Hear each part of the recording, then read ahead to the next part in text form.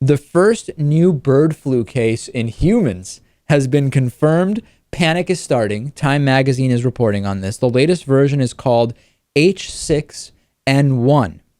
And this is the first time that this particular strain of bird flu has jumped to humans. Flu researchers are particularly wary of birds. And every time this happens, Lewis, we do see a lot of panic. There have been other strains, including H7N9 last spring, where China reported that it had jumped to humans. Initially, there was a lot of concern about an epidemic pandemic. Ultimately, it didn't turn out that way. What's the right reaction when these things happen?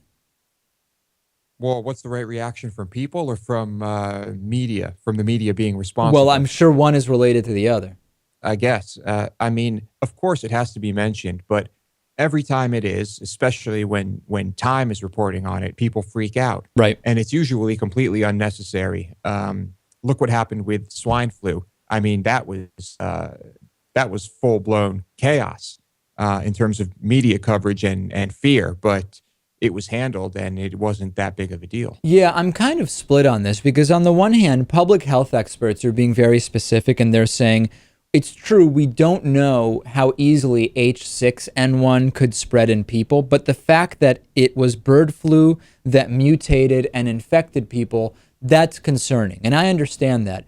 However, when you look at the World Health Organization estimates about influenza flu deaths, in 2009, for example, the estimate was between 250,000 people worldwide will die from some version of the flu. So we just need to remember that broadly speaking, flu kills many people every year on this planet.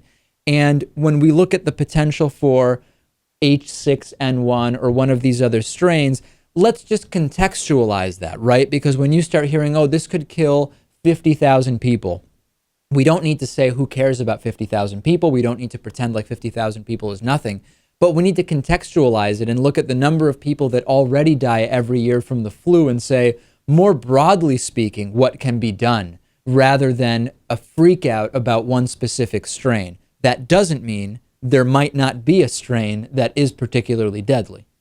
Right. We also need to realize that I'm assuming the majority of the people who die from this have compromised immune systems for one reason or another. So that's something we also need to consider. On today's bonus show, we will talk about an Ontario man who is charged with shooting himself in the buttocks. This is quite a story. We'll also talk about PG, you know those ratings on movies, PG-13, R, etc.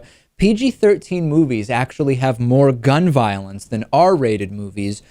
Is the rating system itself not representative of what we would want to prevent children from seeing, or at least be there as adults to curate when they are watching? We'll also talk about more insane stunts from Venezuela's president. Get the bonus show, davidpakman.com/membership. Support our show, get the bonus show, and lots of other great member benefits.